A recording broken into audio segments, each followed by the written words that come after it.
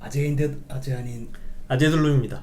안녕하십니까. 네, 오늘 세 번째로 이야기를 하게 됐어요.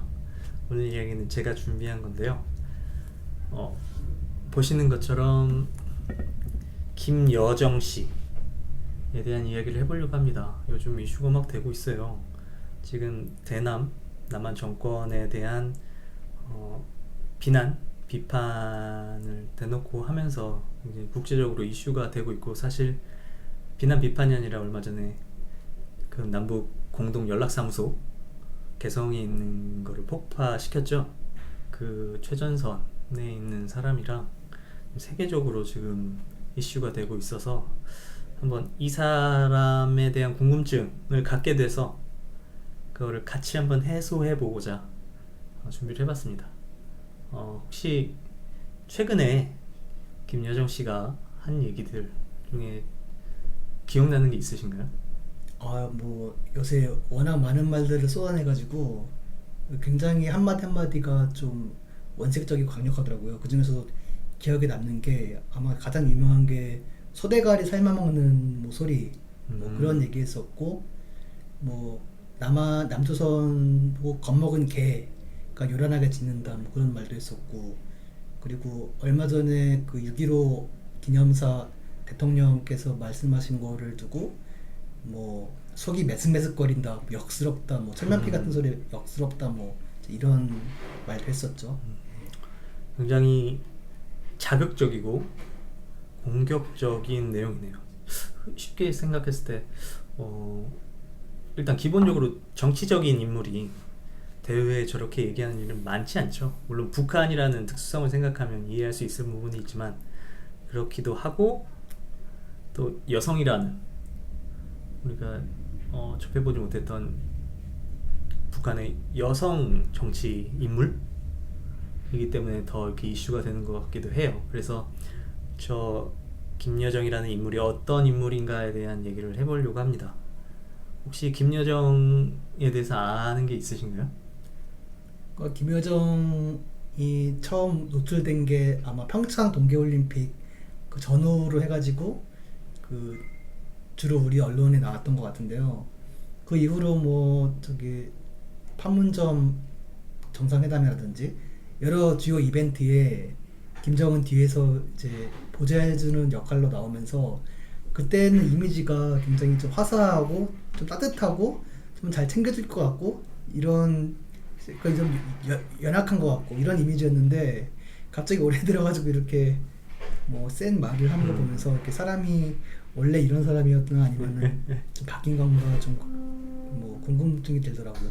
저도 네. 그거를 이해하기 위한 준비 단계로 한번 조사를 해본 거예요. 한번 제 얘기를 들으면서 네. 같이 생각을 해보면 이해가 될까? 한번 해보도록 하겠습니다. 네. 일단 김여정은 누구 동생이죠? 김정은 동생이죠. 네. 지금 북한의 1인자의 네. 동생이에요. 북한 김정은은 형제들이 있는데 형이 있고 네. 그 여동생 네. 여정이 있는 거죠. 이남일녀라고 하는데, 상남매였군요. 네. 물론 어머니가 같은 그 남매 중엔 이렇게 됐고, 김정철이라는 김정은의 형이 있었고, 네. 그리고 김정은이 지금 실권을 잡고 있는 1인자이고 김여정이 그 뒤를 보좌하는 느낌이었다가 얼마 전까지 느낌이었는데, 일단 최근에 바뀐 거로 가기 전에 일단 김여정은 어떤 배경이 있을까? 기본적으로 로열 패밀리죠. 일단 북한을 특히 김정은이 일가를 이해하기 위해서는 기본적으로 우리의 상황, 민주주의 국가의 상황은 맞지 않고 단순히 이제 공산주의 사회다라고 생각하기보다는 왕족이다라고 생각하는 게 이해하기가 좀 빠른 것 같아요. 공산주의 국가는 모두가 평등해야 되니까 이게 무슨 말이냐, 말도 안 된다 라고 생각하기가 쉬운데, 실질적으로 공산주의들이 된 걸 보면, 진행해온 것들을 보면 거의 모든 국가들이 독재가 됐어요. 모두가 공평하게 일하고 공평하게 받고, 그래서 공산당이 그거를 결정하기로 하는데 공산당의 실세는 누구냐가 되는 거죠. 그러니까 권력이 구조적으로는 공산당이 갖는다라고 하지만 결국 공산당의 실세로 이렇게 쏠릴 수밖에 없고, 그러면 이제 또 권력의 사유화가 진행되는 거죠. 근데 훨씬 더 강력하죠. 민주주의라면 선거로 권력을 교체할 수 있지만, 공산주의는 기본적으로 일당 독재가 고정이 돼 있기 때문에 그 안에서 권력을 잡으면 일단 다른 방식으로 이제 권력을 견제하거나 교체하기가 쉽지가 않은 거죠. 중국을 봐도 그렇죠. 중국은 그거를 교체하도록 구조를 만들어 놨는데, 권력이 한 사람이 갖게 되니까 그 구조를 바꿔버리죠. 북한은 아예 김일성이 북한을 세울 때부터 그런 것도 없이 그냥 1인 독재가 됐고, 그건 이제 세습하기 시작한 거죠. 그래서 3대죠. 김일성, 김정일, 김정은이 된 거죠. 그리고 나이가 88년생이라고 해요. 아, 그래요? 1988년. 그러니까 33. 근데 뭐 정확하진 않은 거죠? 누구도 모르는 거죠? 그 정도일 거예요. 네. 앞뒤로 뭐 좀 네. 오차가 있을 수 있겠는데, 만으로 31라고 하니까 9월생이더라고요. 그것도 알 수 있어요? 그렇죠. 근데 확실한 것까지는 모르겠지만 9월 26일인가? 뭐 그렇게 생년월일이 나와 있고, 우리가 이 사람을 이해할 때 뭘 알아봐야 될까 생각하다가 특징이 김정은과 마찬가지로 학창 시절을 유학을 했어요. 스위스로. 그러니까 우리가 생각하는 북한 사람이라고 생각하면 그 체제 안에서 세뇌가 확실하게 되고 그것만 경험한, 정보가 모두 차단된 경험을 한 사람이라고 생각할 수도 있는데, 적어도 김정은하고 김여정은 그게 아닌 거다. 사실 뭐 유학을 했어도 경호원들이나 그런 사람들한테 굉장히 타이트하게 관리를 받았겠지만, 그래도 일단 스위스로 유학을 했다고 하는데 유럽 선진국이기도 하고 다른 문물을 봤다는 것 때문에 지금 김정은이 평창에서 그 새로운 경제 강국으로 나가겠다라는 개방에 대한 변화를 도모한 것처럼, 기존의 북한의 권력들과는 좀 다를 수도 있다라는 생각을 해요.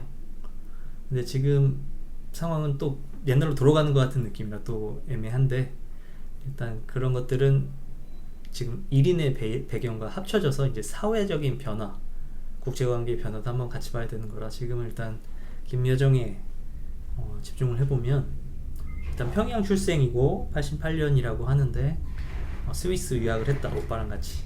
그리고 돌아와서 김일성 종합대학을 졸업했다.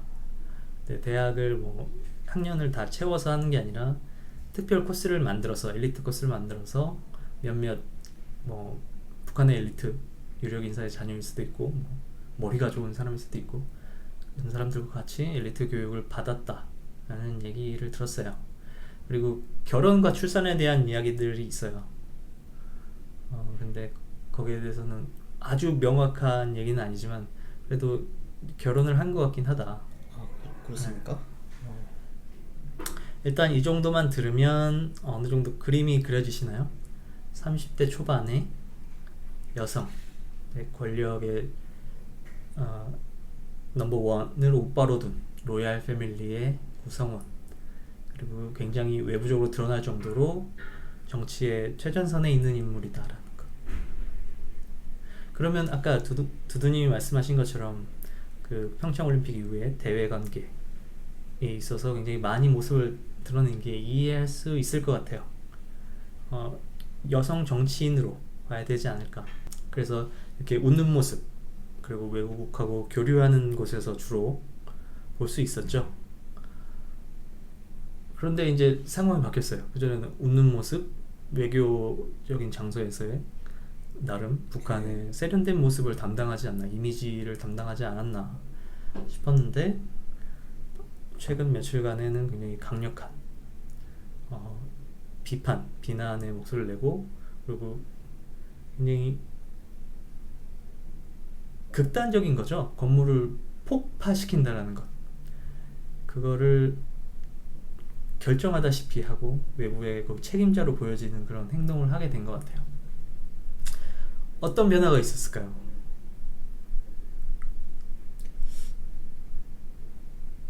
일단 북한이 지금 작년에 비해서 경제적으로 굉장히 그 핀치에 몰렸다는 이야기들이 많더라고요. 특히나 그 김정은이 야심차게 준비했던 뭐 관광 사업 같은 게 코로나 음, 때문에 타격을 받으면서 지금 굉장히 이제 가뜩이나 경제 제재로 들어오는 수입도 없는데 더욱이나 이제 관광 같은 데 투자로 쓴 돈도 회수가 안 돼서 굉장히 적자에 시달리고 있다는 그런 위기라는 네. 그런 상황 변화가 있었던 것 같습니다. 지금 북한의 상황을 얘기할 때 지금 두두님이 말씀하신 것처럼 경제 상황을 얘기하는 사람 기사들이 굉장히 많아요. 네. 힘들겠죠. 우리도 힘든데 잘 나가던 나라들마저 이렇게 많이 힘들어하고 있는데 북한처럼 폐쇄돼서 국민들이 당에 의지하는 상황에서 그거를 못 충족했을 때 사회적인 불안에 대한 위기도 더 강하게 느낄 수가 있고 그런데 그거를 뭐 그런 시선, 불만을 외국으로 해외로 돌리기 위해서 긴장감을 조성하는 일들은 사실 여러 정권에서 북한 내에서도 대대로 한국에서도 외국에서도 많이 써먹던 전략이긴 해요. 그래서 폭발을 한다라는 거 그렇게 볼 수도 있을 것 같은데 문제는 굳이 김여정이 나서지 않아도 되는 거죠. 그냥 김정은이 해도 되는 거죠. 그런데 김여정이 나서게 된 거에 대한 그 차이, 북한이 어렵지 않다가 아니라 그 차이는 뭘까를 보고 싶어졌어요.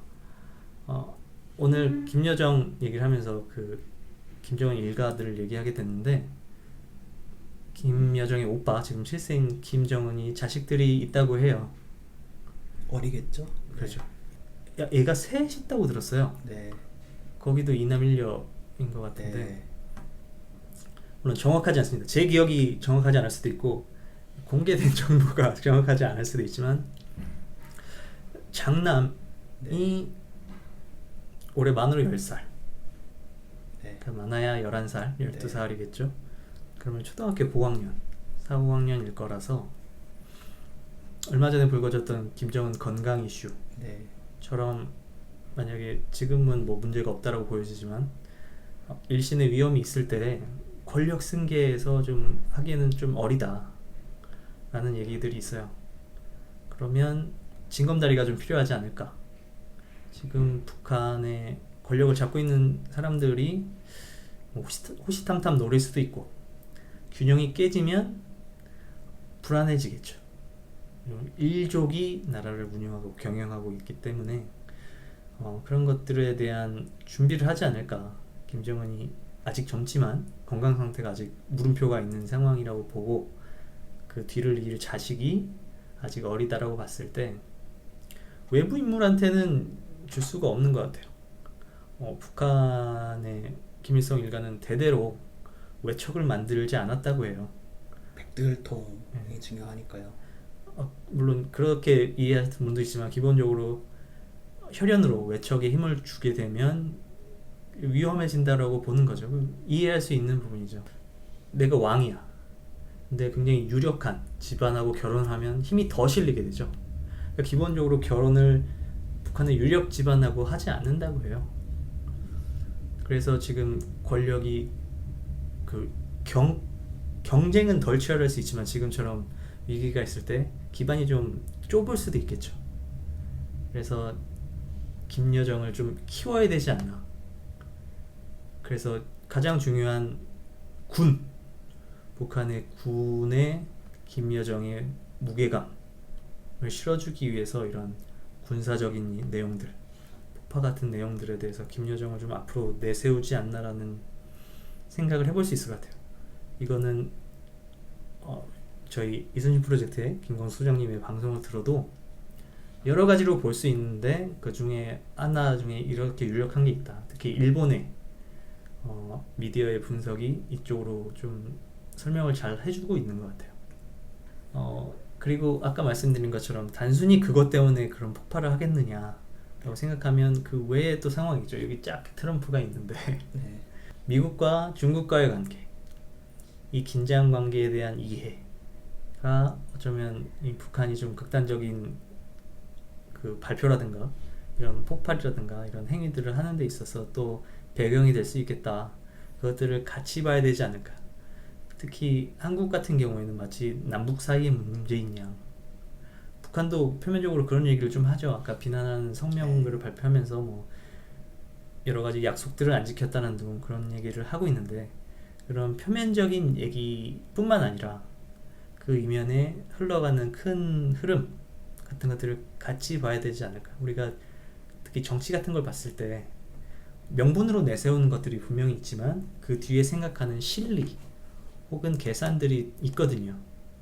근데 내세우는 명분은 내세우니까 볼 수 있지만 뒤에 생각하는 계산, 실리들은 드러내지 않으니까 그걸 읽는 능력이 없다라면 단순히 명분에 들려주는 얘기에 흔들려서 사태 파악을 못할 수가 있는데, 그렇게 가지 않으려면 이 뒤에를 보는 그 훈련을 좀 해야 되지 않을까. 물론 보고 싶다고 다 보여지지 않으니까 그 시작이 이런 인물들에 대한 분석이 좀 있으면 저 인물이 저 위치에서 저런 결정을 하게 되는 상황에 대해 궁금증이 있겠죠. 내놓는 명분하고 뒤에 계산하고 연관 혹은 그 차이를 이해하기 위해서는 그 인물들이 처한 입장, 지금 오늘은 김여정에 대한 배경과 처한 입장을 조금 알아볼 수 있지 않을까 하고 이렇게 시간을 내봤습니다. 아까 전에 이제 제가 소개해드린 소설이 자꾸 중점이 되는데, 네. 근데 김정은은 김여정을 굉장히 이제 신뢰를 하는 것 같거든요. 근데 보통 이제 이렇게 좀 엮이게 되면은 아마 김여정도 자식이 있으니까 그 자식이 크게 되면은 김정은의 자식을 몰아내고 내 자식을 왕위에 옮기려고 해서 또 피비린내라는 또 다툼이 또 벌어날 수도 있을 것 같은데. 글쎄요. 일단은 김여정의 자식이, 추정되는 자식이 네. 너무 어리기도 하지만 네. 북한의 그 전 상황을 보면 김정일이 정권을 잡았을 때 그 또 남매였어요. 네. 김경희? 네. 김경희가 네. 또 지금 정권을 잡고 있는 김정은을 서포트하는 역할을 했었죠. 네. 근데 걱정하신 그런 일은 없었거나 혹은 그 전에 차단이 됐을 수 있으니까 일단 북한은 그런 노하우는 있다. 권력을 몰아주는 노하우는 있다. 다만 김정은을 건강하게 오래 버티는 거는 아직 잘 모르겠고, 일단 북한이 권력을 몰아주고 유지하는 쪽으로 노력하는 일환과, 그리고 지금 미국과 중국 사이에 긴장관계, 새로 발표된 그 중국을 경제적으로 압박하려는 것들에 대한 일련의 한국의 반응에 대한 중국의 일단 리액션이 아니냐, 북한을 앞세운 리액션이 아니냐, 이렇게 생각을 할 수 있으려면 단순히 북한이 뭐 때문에 이런다 라고 얘기하는 것 뿐만 아니라 뒤에 있는 흐름을 좀 봐야 되지 않을까. 그걸 같이 봐야 돼요. 이걸 떼놓고 단순히 남한과 북한의 사이가 어그러졌다라고 본다라면 너무 좁게 보는 게 아닌가. 그렇다면 김여정이 나서는 것도 사실 이해할 수 없죠. 김정은이 할 수도 있는 건데. 그러니까 여러 가지 것들을 같이 보는 경험을 하게 되면 앞으로 더 이상하거나 더 격한 상황을 만나게 됐을 때, 혹은 이해하기 쉽지 않은 상황을 봤을 때 조금 도움이 되지 않을까 싶어요. 오늘 그 외부 환경에 대한 얘기를 많이 하지 않은 이유는 연구소에서 나온 동영상이 있기 때문에 그것들을 좀 확인해 보시고, 오늘 제가 중점적으로 한 거는 이 인물에 대한 소개를 하고 싶었어요. 제가 많은 조사는 할 수 없었지만 기본적으로 나이대, 그리고 해외 경험, 그런 것들, 그리고 북한에서 입지가 조금씩 변한다라는 것, 거기까지만 좀 말씀드리고 싶었습니다. 오늘 김여정에 대한 제 이야기는 이렇게 마치도록 하겠습니다. 고맙습니다. 감사합니다.